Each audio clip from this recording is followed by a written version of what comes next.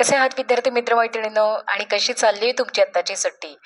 I hope की तुम्हाला या सुट्टीचा छान वापर होत असणार आहे. या ठिकाणी आपण एक नवीन सिरीज म्हणजे विद्यार्थ्यांच्यासाठी खुशखबर आणि फ्रीमध्ये ऑनलाईन क्लासेस आपण या ठिकाणी सुरू करत आहोत आणि इव्हन ते झालेलेही आहेत. त्याचे 4 ते 5 भाग झालेले आहेत. याच्यामध्ये आपण जे ग्रामरचे टॉपिक्स बघत आहोत ते अगदी इन डिटेलमध्ये आहेत. पहिले 2-3 व्हिडिओ तर अगदी 30-40 मिनिटाचे आहेत.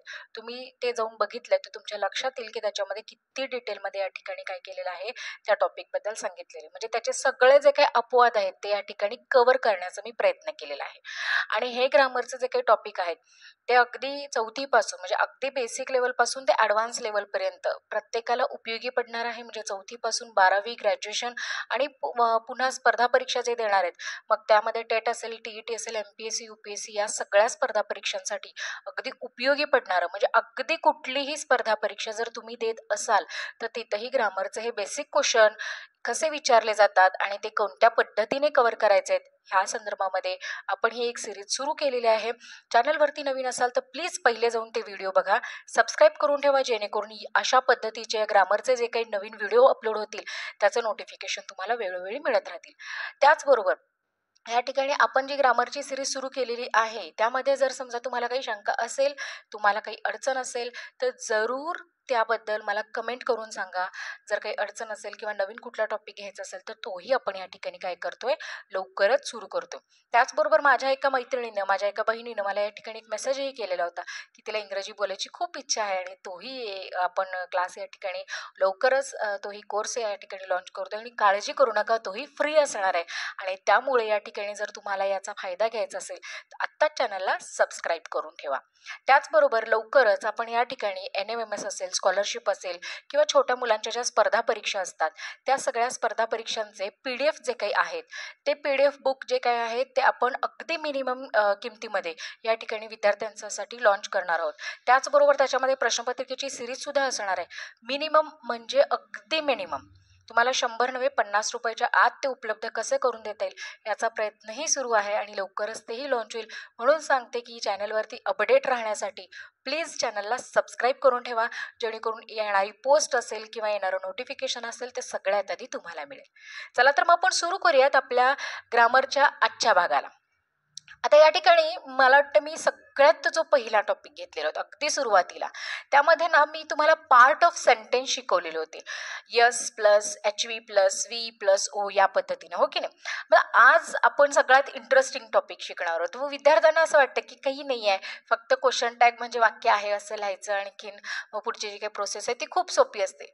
आणि ज्यांना माहिती नाही आहे त्यांनाही सांगते की ग्रामरमधला सगळ्यात भन्नाट आणि सोपा असणारा पण लक्षात ठेवा ज्याच्यामध्ये सगळ्यात जास्त अपवाद आहेत असा असणारा हा टॉपिक आहे. ते अपवाद नेमके कुठले आहेत, सोपं काय आहे, अवघड काय आहे याच्यासाठी आपण या ठिकाणी वही पेन घेऊन बसलेला असाल, तयार आहात ना तुम्ही? तर त्या ठिकाणी वही पेन घेऊन बसा. त्याच्यामध्ये अपवाद जे काही आहेत किंवा जे क्रमाने सांगितलेले स्टेप आहेत, नियम आहेत ते जरूर लिहून घेत चला जेणेकरून तुम्हाला या ठिकाणी कठीण जाणार नाही. ठीक आहे, तर टॉपिकचं नाव आहे ॲड अ क्वेश्चन टॅग. सुरुवातीला या ठिकाणी नियम बघण्या अगोदर मी थोडंसं परत रिवाईज करते. ठीक आहे, म्हणजे तुमच्या लक्षात येईल की आपल्याला नेमकं काय अपेक्षित आहे. या ठिकाणी बघा एक साधं वाक्य आहे, Ram is eating a mango. Me colour खडू वापरते बरं का, जर दिसत असतील तर प्लीज कमेंट करू सांगा दिसतायत. ठीक आहे, तर या ठिकाणी Ram is eating a mango हे खूप साधं वाक्य आहे. आता सगळ्यात आधी जे व्हिडिओवरती नवीन आहेत त्यांच्यासाठी मी परत एकदा रिवाईज करते. त्यांनी परत एकदा जाऊन सगळ्यात पहिला जो व्हिडिओ आहे या सिरीजचा विद्यार्थ्यांसाठी खुशखबर तो व्हिडिओ बघायचा आहे बरं का. तरी पण मी आता सांगते तुम्हाला. आता या ठिकाणी बघा राम हा या वाक्यातला काय आहे, सब्जेक्ट आहे. आता सब्जेक्ट कसा ओळखायचा, तो वाक्याच्या सुरुवातीला असतो, याला हेड ऑफ द सेंटेन्स असं सुद्धा म्हणतात, किंवा तो वाक्यातला कर्ता असतो किंवा एखाद्या नाम किंवा नावावरून तो ओळखला जातो. त्याच्यामध्ये एखादं नाव असेल, एखाद्या व्यक्तीचं, एखाद्या वस्तूचं नाव असेल किंवा त्याच्याशी संदर्भात वापरलेलं एखादं सर्वनाम असेल. सर्वनाम pronoun he, she, it, they, we, us, our हे सगळे, होय की नाही. यापैकी कोणीही वाक्याच्या सुरुवातीला असेल तर तो सब्जेक्ट असतो. त्याच्यानंतर त्याच्या पाठोपाठ येणारा हा इज जो काही आहे तो हेल्पिंग वर्ब आहे, टू बी फॉर्म आहे. लक्षात आलं. यापैकी कोणीही त्याला म्हणू शकतं, आपण त्याला एच व्ही म्हणूयात. मग हे कोण कोण असतात तर am, is, are, was, were, have, has, had, do, does, did आणि जे काही सगळे ऑक्झिलरी आहेत ते सर्वजण, हो की नाही. मग त्याला एच व्ही म्हणायचं. इटिंग, इटिंग हा काय आहे तर वर्ब आहे. कारण वर्ब म्हणजे काय क्रियापद. क्रियापद याचा अर्थ काय की आपण जी काही क्रिया करतोय ती, जी काही ऍक्टिव्हिटी करतोय ती, जी ऍक्शन करतोय ती. मग इटिंग आहे, डान्सिंग आहे, स्विमिंग आहे, सिंगिंग आहे, हो की नाही, रीडिंग आहे, रायटिंग आहे, स्पीकिंग आहे, टॉकिंग आहे, वॉचिंग आहे, लिसनिंग आहे, जेवढे काही आहेत ते सगळे वर्ब आहेत. लक्षात आलं. मग त्या वर्बला सुद्धा की नाही फॉर्म असतात बाळांनो. तुम्हाला मी पहिल्या लेक्चरला सांगितलं की नाही, V1 आहे, V2 आहे, V3 आहे आणि त्याला ING लागतो, यस यस प्रत्यय लागतो. हां, आता इथं वी आहे, क्रियापद आहे, पण त्याला काय लागलेलं आहे तर या ठिकाणी ING लागलेला आहे. आपल्या माहितीसाठी आपण लिहून घ्यायचं, ठीक आहे. आता हे एक्झाममध्ये नाही करायचं, फक्त प्रश्नपत्रिकेमध्ये कच्चं आपण बाजूला करायचं आहे काम. त्याच्यानंतर हा आहे ऑब्जेक्ट. आता हा ऑब्जेक्ट आहे तर या ठिकाणी आपल्याला काय करायचं आहे की हा जर ऑब्जेक्ट असेल, हा ऑब्जेक्ट कसा तर इटिंगची क्रिया जी काही आहे म्हणजे कर्म ज्याला म्हणतो आपण तो. मी परत सांगते की बऱ्याच विद्यार्थ्यांचा असा भ्रम असतो, बऱ्याच माझ्या मैत्रिणींचा भ्रम असतो की या ठिकाणी वाक्याच्या शेवटी आहे म्हणजे तो ऑब्जेक्ट आहे म्हणजे ते कर्म आहे. इंग्रजीमध्ये तसं होत नाही बाळांनो. वाक्याच्या शेवटी असणारी प्रत्येक गोष्ट ऑब्जेक्ट म्हणून पुढे येते असं नाही. ते ऑब्जेक्ट कसं ओळखायचं जेव्हा व्हॉइस चालू होणार आहे की नाही तेव्हा मी तुम्हाला जरूर सांगेन. पण आता सध्या तरी इटिंग मँगो हे वाक्य आहे. मग आता या ठिकाणी आपण जेव्हा या वाक्याचे हे जे काही सगळे पार्ट आहेत, हे सेंटेन्सचे पार्ट आहेत, ते आपण काय करायचे आहेत बाजूला काढायचे आहेत. आता या वाक्यामध्ये मला आणखीन एक गोष्ट सांगा, या वाक्यामध्ये नॉट आहे किंवा नाही आहे. म्हणजे आता बरेचदा असंही काही जण म्हणतात की सेंटेन्स हे पॉझिटिव्ह आहे का निगेटिव्ह आहे. काही जणांच्याकडे नोट्स असतील, हो की नाही, तर त्या नोट्समध्ये पॉझिटिव्ह आहे निगेटिव्ह. मग मुलांना कळत नाही की पॉझिटिव्ह नेमकं वाक्य ओळखायचं कसं, निगेटिव्ह ओळखायचं कसं. ती खूप सोपी पद्धत आहे बाळांनो. पॉझिटिव्ह वाक्य कसं ओळखायचं, जो ज्या वाक्यामध्ये नॉट नाही आहे ते पॉझिटिव्ह आहे, किंवा नो, नेवर, नन या पद्धतीचे म्हणजे नकारार्थी जे शब्द आहेत कुठले कुठले मी परत रिपीट करते. नॉट, नो, नेवर, नन, आहे की नाही, हे जे काही शब्द आहेत हे जर नसतील तर ते वाक्य पॉझिटिव्ह आहे आणि हे जर असतील तर ते काय आहे निगेटिव्ह आहे. तुमच्या लक्षात आलं. म्हणजे हे वाक्य कसं आहे पॉझिटिव्ह आहे. आता क्वेश्चन टॅगमध्ये ना सगळ्यात महत्वाचं असतं की वाक्यामध्ये नॉट आहे किंवा नाही आहे हे शोधावं लागतं. मग आता इथं तुम्हाला आणखीन एक सांगते, नॉट हा ॲपॉस्ट्रॉफी टीने असं सुद्धा लिहिला जातो. आता तो कुठं सापडणार आहे तुम्हाला त्याची जागा सुद्धा फिक्स सांगते म्हणजे तुमच्या लक्षात येईल की राम इज, इथं एकतर हा लगेच एचवी झाला का नाही तिथं असतो. मग तो असं नॉट या रूपातच असतोय असं नाहीये, तर तो इज नॉट असू शकतो किंवा मग इजंट असाही असू शकतो. लक्षात आली. या दोन्हीपैकी कुठलाही, किंवा वॉज असेल, वेअर असेल, हॅव असेल, हॅज असेल, विल असेल, शाल असेल, डू असेल, डज असेल, डीड असेल, जे काही सहाय्यकारी क्रियापद आहे की नाही त्याच्या लगेचच नंतर जर वाक्य निगेटिव्ह असेल तर लगेच नंतर तुम्हाला नेवर असणार आहे, नन असणार आहे, नॉट असणार आहे, हो की नाही, नो असणार आहे. या पद्धतीचे जे शब्द आहेत ते शब्द तुम्हाला कुठं दिसणार आहेत तर लगेचच या एच व्ही नंतर या ठिकाणी सापडणार आहेत आणि ते अशा दोन पद्धतीनेच तुम्हाला दिसणार आहेत.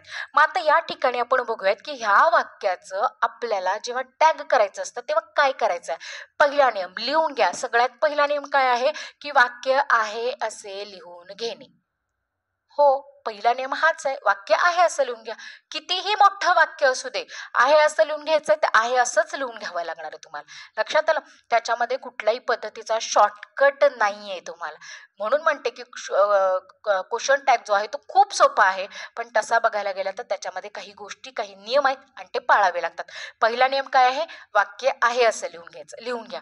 मी आणखीन एक गोष्ट सांगते तुम्हाला, घाबरू नका. जर इंग्रजी इतकं परफेक्ट येत नसेल तर बऱ्याच जणांचं असं होतं ग्रामर शिकताना, किंवा जे सध्या 10वीत आहेत, 12वीत आहेत, किंवा ज्यांची मुलं असतील, किंवा जे स्वतः या ठिकाणी अगदी 5वीपासून पुढचे आहेत, त्यांना थोडंसं इम्प्रूव्ह करता येतं 5वी ते 10वीपर्यंतच्या मुलांना, कारण थोडासा वेळ असतो. पालकांनी याकडे लक्ष द्या. पण जसं विद्यार्थी 9वी, 8वी, 9वी, 10वी, 11वी, 12वीचे असतात किंवा काही माझ्या मैत्रिणी असतील, बहिणी असतील, काही माझे बंधू असतील, तर ते या ठिकाणी स्पर्धा परीक्षा देतात. अशा वेळेला त्यांचं थोडंसं ग्रामर किंवा इंग्रजी कच्चं असतं. मग त्यांची रड काय असते, की आम्हाला इंग्रजी अगदी काही साध्या साध्या शब्दांचे अर्थ कळत नाहीत किंवा मग ते वाचता येत नाही. कशाला लाजताय? काही बिघडत नाही.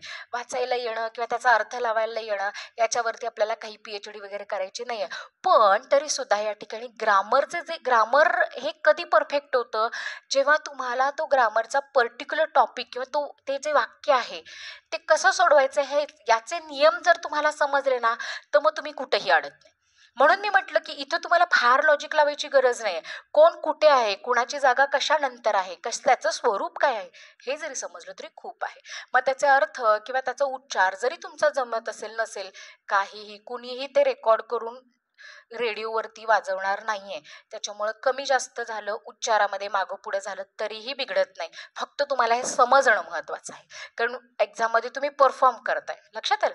तर पहिला नियम काय आहे, की Ram is eating a mango. ठीक आहे, मी वाक्य आहे असं लिहून घेते.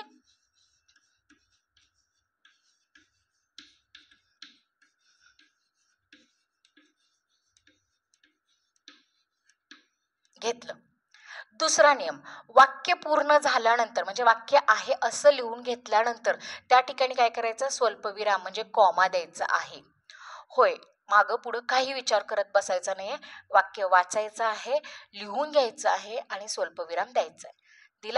दिल्यानंतर आता वाक्यामध्ये तुम्ही स्वल्पविराम दिलात, बरोबर. स्वल्पविराम दिल्यानंतर वाक्यामध्ये जो सहाय्यकारी क्रियापद आहे तो कोण आहे, इज आहे, बरोबर. तर या ठिकाणी तो काय घ्यायचा आहे, इज लिहून घ्यायचा. सॉरी, इज लिहून घेतलं.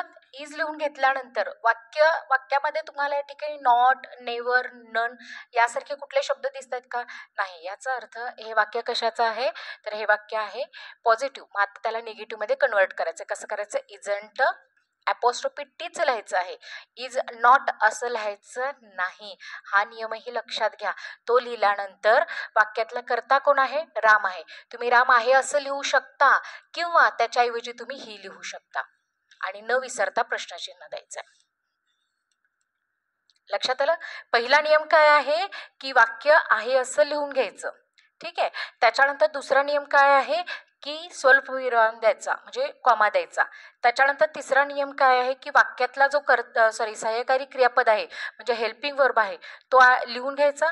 तो लिहिल्यानंतर वाक्यामध्ये समजा नॉट आहे तर घ्यायचा नाहीये आणि नॉट नाहीये तर तो या पद्धतीनं इज म्हणजे एन ॲपॉस्ट्रोफी टी या पद्धतीने घ्यायचा आहे. आणि वाक्यातला जो कर्ता आहे त्या कर्त्याऐवजी तुम्ही त्या ठिकाणी, तुम्हाला जर माहिती असेल तर त्या ठिकाणी तुम्ही त्याचा जे काही सर्वनाम आहे ते लिहू शकता किंवा त्याचं नाव आहे असं लिहिलं तरी चालेल.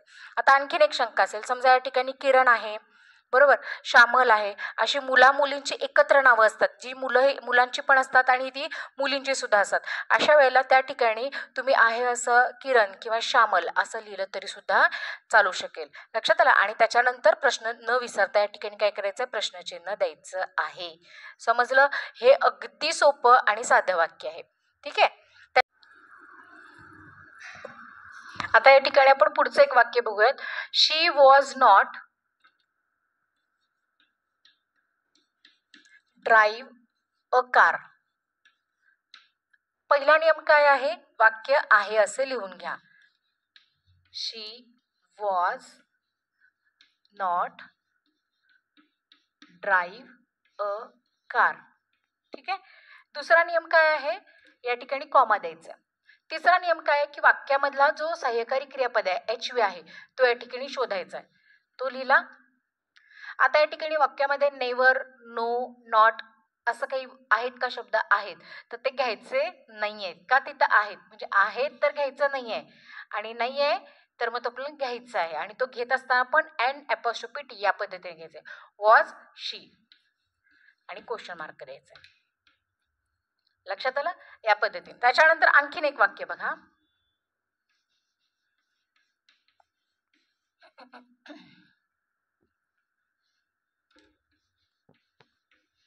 Mother had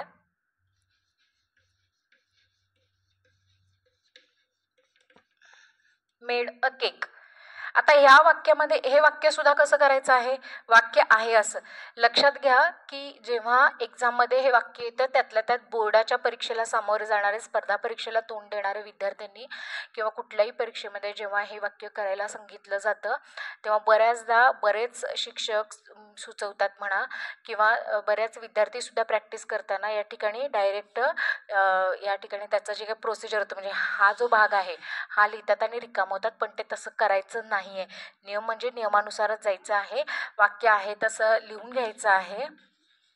mother had made a cake comma दिल्यानंतर वाक्यामधला जो काही जो ज्याला आपण म्हणतो की नाही सहाय्यकारी क्रियापद कोण आहे तो लिहून घेतला. आता या ठिकाणी कोण आहे, नॉट नाही आहे म्हटल्यानंतर तो नॉट घ्यायचा आहे. हॅडंट मदर किंवा हॅडंट शी किंवा मदर असं म्हणून या ठिकाणी काय करायचं आहे, प्रश्नचिन्ह द्यायचं आहे. लक्षात आलं. या पद्धतीने ही वाक्य काय होतात, कंटिन्यू होतात. तर या ठिकाणी मगाशी मी तुम्हाला जसं वाक्य या ठिकाणी सांगितलं की ॲड अ क्वेश्चन टॅग हा खूप सोपा आहे आणि बोर्डाच्या परीक्षेला मगाशी म्हणजे याच्या आधी एका विद्यार्थिनीने मला कमेंट केलं होतं, विचारलं होतं की 12वी बोर्डासाठी हा महत्त्वाचा आहे का, तो हो खूप महत्त्वाचा आहे आणि हमखास विचारला जाणारा हा जो प्रश्न आहे तो आपण या ठिकाणी बघितलेला होता. मी परत एकदा रिवाइज करते की त्याचे जे नियम आहेत ते आपण पाहिलेले आहेत. आता ते पाहिल्यानंतर जेव्हा या ठिकाणी हे जे सगळे HV येतात किंवा एखादं वाक्य जर या ठिकाणी पॉझिटिव्ह असेल आणि त्या वाक्यामधला जो HV आहे तो HV जर यापैकी कुठला असेल तर त्याचं स्वल्पविरामानंतर तो HV म्हणजे ते वाक्य लिहिल्यानंतर स्वल्पविराम दिल्यानंतर त्या HVचं कन्व्हर्जन कशामध्ये होतं ते लिहून झाल्यानंतर सब्जेक्ट लिहायचा आणि क्वेश्चन मार्क द्यायचा आहे. मी परत सांगते की तुम्हाला या ठिकाणी वाक्य पूर्ण लिहून झाल्यानंतर HV शोधायचा आहे. तो HV शोधून झाल्यानंतर वाक्य पॉझिटिव्ह असेल तर ते निगेटिव्ह करायचं आहे, निगेटिव्ह असेल तर ते पॉझिटिव्ह करायचं आणि ते लिहिल्यानंतर वाक्यातलं जो कर्ता आहे मग ते नाम असेल म्हणा सर्वनाम असेल म्हणा ते या ठिकाणी लिहायचं आहे. ते लिहून झाल्यानंतर प्रश्नचिन्ह द्यायचं आहे. मग आता सगळ्यात मेन गोष्ट येते कुठं की जेव्हा एखाद्या वाक्यातलं जे काही या ठिकाणी मी काही जे अगदी साधे आहेत किंवा जे हमखास येतात त्या पद्धतीचे या ठिकाणी दिले. एक्सेप्शन मी अजून दिलेले नाहीत म्हणजे जे साधे आहेत खूप सोपे आहेत की ज्याच्यामध्ये फारशी स्पेलिंग न बदल करता या ठिकाणी तुम्ही इझिली काय करू शकता, लिहू शकता. जसं की डीड आहे तर डीड हे या समजा एखाद्या वाक्यामध्ये डीड आहे आणि ते वाक्य पॉझिटिव्ह आहे तर त्याचं कन्व्हर्जन कसं होणार आहे, ते वाक्य निगेटिव्ह होणार आणि निगेटिव्ह झाल्यानंतर त्याचं डिडंटमध्ये रूपांतर होणार. डू आहे तर ते वाक्य पॉझिटिव्ह आहे तर त्याच्यामध्ये नॉट मिसळणार आणि नॉट मिसळल्यानंतर ते डोंट होणार. तुम्ही या ठिकाणी बघू शकत असाल की इथं स्पेलिंगमध्ये काहीही बदल नाहीत, फक्त नॉट जो आहे तो नॉट आहे असं न घेता N' या पद्धतीनंच घ्यायचं आहे. जसं की या ठिकाणी डज आहे, डज या जे दिलेलं वाक्य आहे डजचं जे वाक्य आहे त्या ठिकाणी जर पॉझिटिव्ह असेल ते आपल्याला निगेटिव्ह करायचं आहे तर त्या ठिकाणी डझंट होणार आहे. वॉचच्या वाक्यामध्ये जर नॉट नसेल आणि जर त्याला आणायचं असेल तर या ठिकाणी वॉजंट होणार आहे, ह्या NT.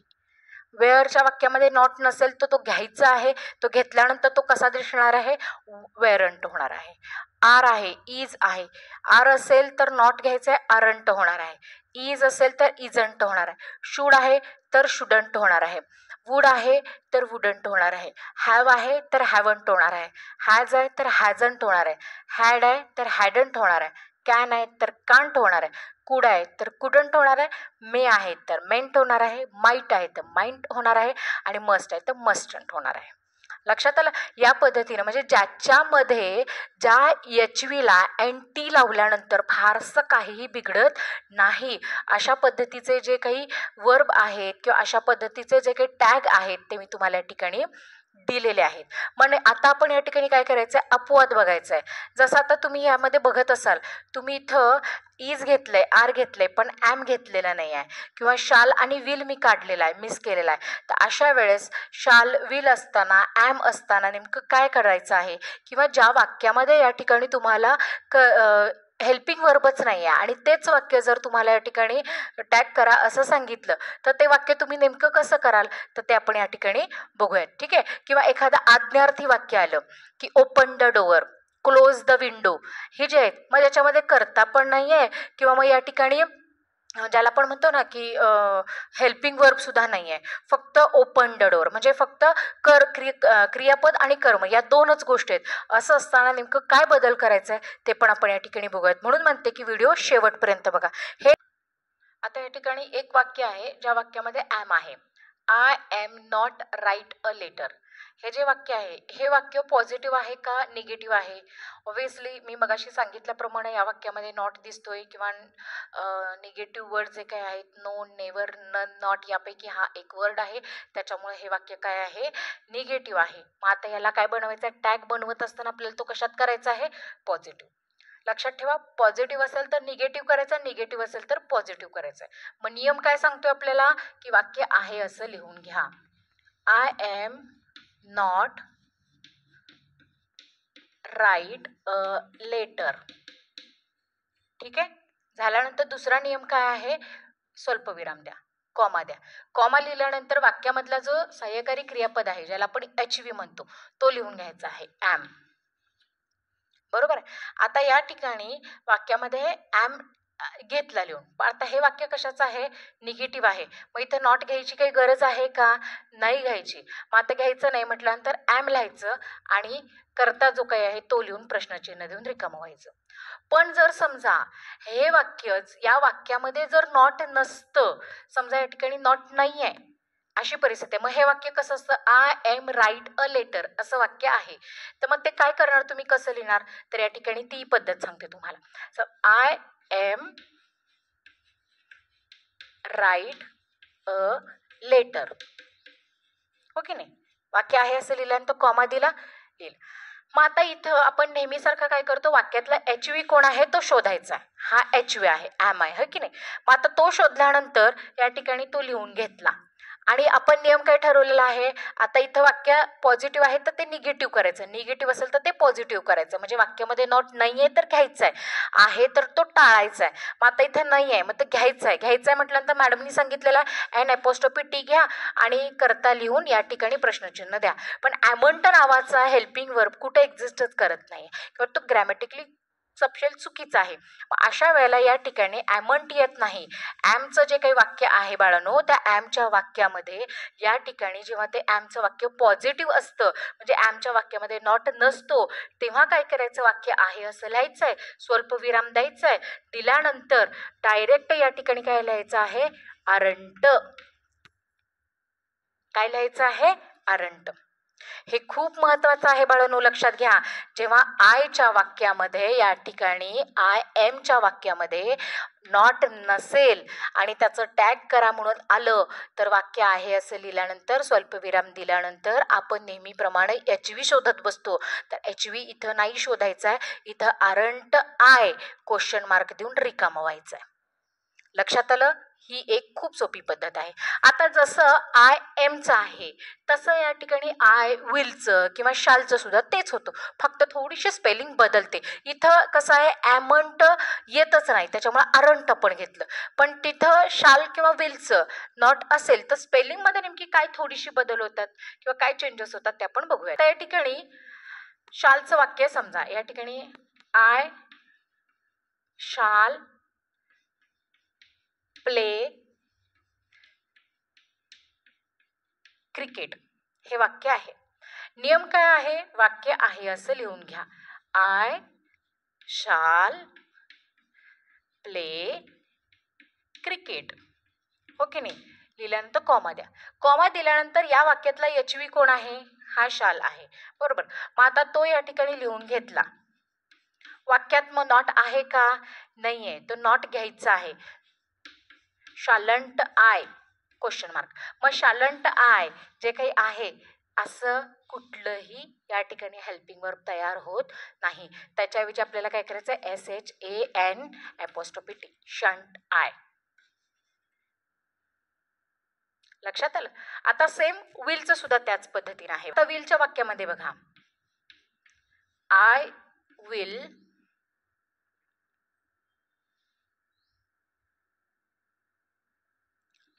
रन फास्ट हे वाक्य आहे.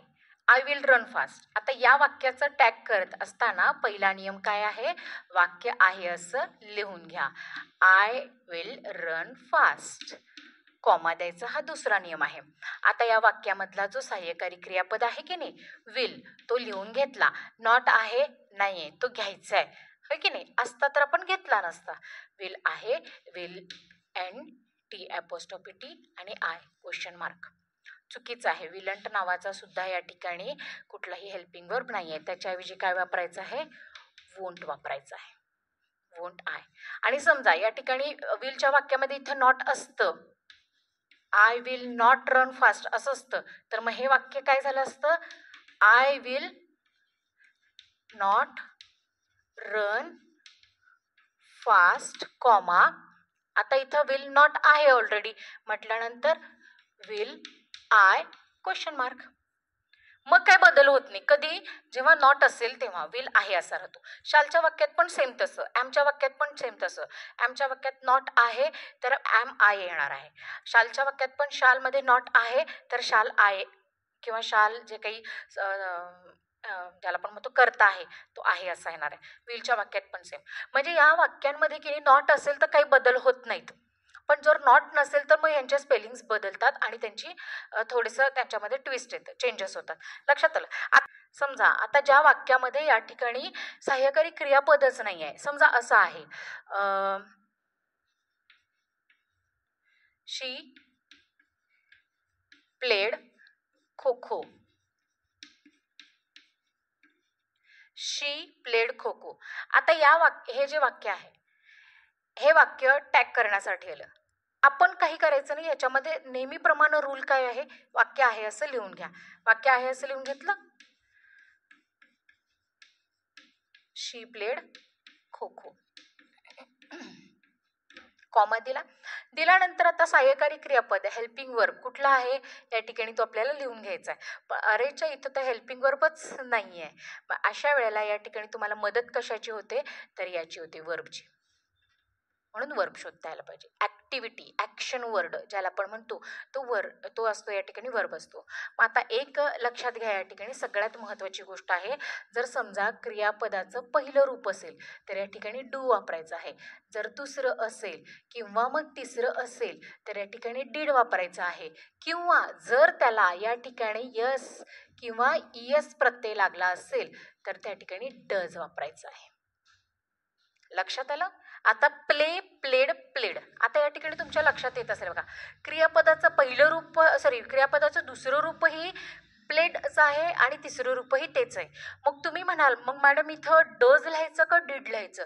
अशा वेळेला दुसरं असू देत किंवा तिसरं असू देत, जेव्हा सारखे असतात तेव्हा या ठिकाणी काय करायचं आहे, डीड लिहून रिकामं व्हायचं आहे. लक्षात आलं. दुसरं तिसरं रूप असेल तर डीड लिहायचं आहे आणि पहिलं असेल तर या ठिकाणी डू लिहायचं आहे. आणि क्रियापदास यस इयस प्रत्यय लागला असेल तर या ठिकाणी डज लिहायचं आहे. त्याची पण वाक्य पण बघूयात. पण आता इथं सध्या हे क्रियापदाचं कितवं रूप आहे, दुसरं आहे किंवा तिसरं आहे, कारण प्ले प्लेड प्लेड हे दुसरं आणि तिसरं रूपही सारखंच आहे. अशा वेळेला आपण काय करायचं, इथं डीड घ्यायचं आहे. मग आता इथं काय येणार आहे, डीड. आता इथं नॉट आहे का नाही आहे, आता इथं बघायचं. मग नॉट नाही आहे तर मग आपल्याला घ्यायला लागणार आहे. समजा इथं नॉट असतं, शी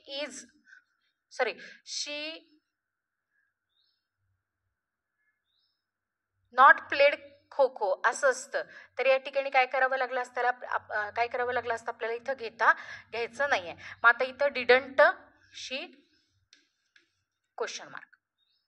समजलं. यानंतर आपण समजा आता या आता असं एक वाक्य बघूयात की ज्या वाक्यामध्ये या ठिकाणी यस किंवा इयस प्रत्यय आहे, म्हणजे डसचं वाक्य सुद्धा सेम होणार आहे. जसं की आता इथं बघा आपण शी प्लेड आहे त्या ठिकाणी शी प्लेज असतं किंवा शी इट्स असतं किंवा शी राईट्स असतं. यापैकी म्हणजे यस किंवा इयस प्रत्यय लागला असता तर इथं काय आलं असतं, या ठिकाणी डज आला असता. लक्षात आलं. आणि किंवा इथं नुसतंच प्ले असं असतं तर या ठिकाणी आपण काय घेतलं असतं, शी प्ले खो खो डोंट शी. म्हणजे पहिलं रूप असल्यामुळे डू घ्यायचं आहे. हे वरचं लिहून घेणार असाल तर घ्या. पहिलं रूप असेल तर डू, दुसरं तिसरं असेल तर डीड आणि त्याला यस यस प्रत्यय लागला असेल तर डच घ्यायचं आहे. लक्षात आलं? आता काही वाक्य अशी आहेत की ज्या वाक्यांमध्ये एचवी पण नाही आहे आणि कर्ता सुद्धा नाही आहे. मग त्या वाक्यांचं नेमकं करायचं काय, तर त्या वाक्यांना मुळात आज्ञार्थी वाक्य म्हणतात. आता या ठिकाणी जर समजा एखादं वाक्य आज्ञार्थी आहे, तर त्या वाक्यामध्ये काय करायचं आहे, समजा आज्ञार्थी वाक्य म्हणजे कसं, open the door,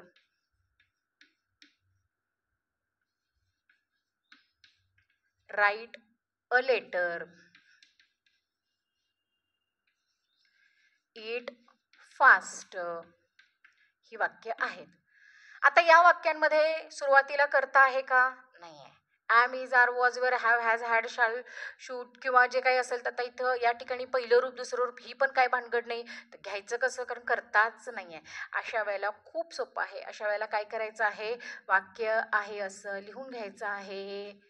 open the door, comma द्यायचा आहे आणि डोळे झाकून विल यू लिहून प्रश्नचिन्ह द्यायचं आहे. तिथं नॉट आहे, नॉट नाही आहे असलं काहीही बघत बसायचं नाही. समजलं? परत वाक्य जे आहे ते आहे असं लिहून घ्यायचं आहे, कॉमा द्यायचा आहे, कॉमा दिल्यानंतर विल यू. परत इट फास्ट, वाक्य आहे असं लिहायचं आहे, कॉमा द्यायचा आहे, विल यू लिहून प्रश्नचिन्ह द्यायचं आहे.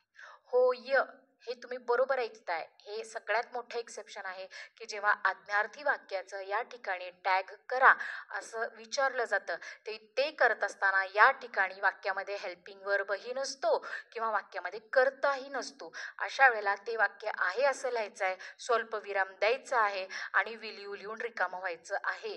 ते वाक्य पॉझिटिव्ह आहे, निगेटिव्ह आहे, बघत बसायचं नाही. लक्षात आलं? ते वाक्य आहे असं लिहायचं आहे. नॉट सहित, नॉट आहे तर त्याच्या सहित लिहून घ्या, नॉट नाही आहे तरी पण लिहून घ्या. म्हणजे तुम्ही त्या वाक्यामध्ये नॉट आहे नाही आहे हे याच्या पूर्वी आपण बघत होतो, बरोबर, पण आता इथं बघायचं नाही, डायरेक्ट विल यू लिहून रिकामं व्हायचं. समजलं? आय होप की तुम्हाला हा व्हिडिओ छान वाटला असेल, आवडला असेल, तुम्हाला टॅग समजले असतील, व्यवस्थित कळाले असतील, तर नक्की माझ्या व्हिडिओला नक्की लाईक करा, शेअर करा आणि अजून जर जॉईन झाला नसाल व्हिडिओवरती, चॅनलवरती, तर जरूर जॉईन व्हा. मी मगाशी म्हणाले तसं वेगवेगळ्या ॲक्टिव्हिटीज आपण घेणार आहोत, त्यामुळे सबस्क्राईब करून ठेवा. काळजी घ्या स्वतःची. धन्यवाद.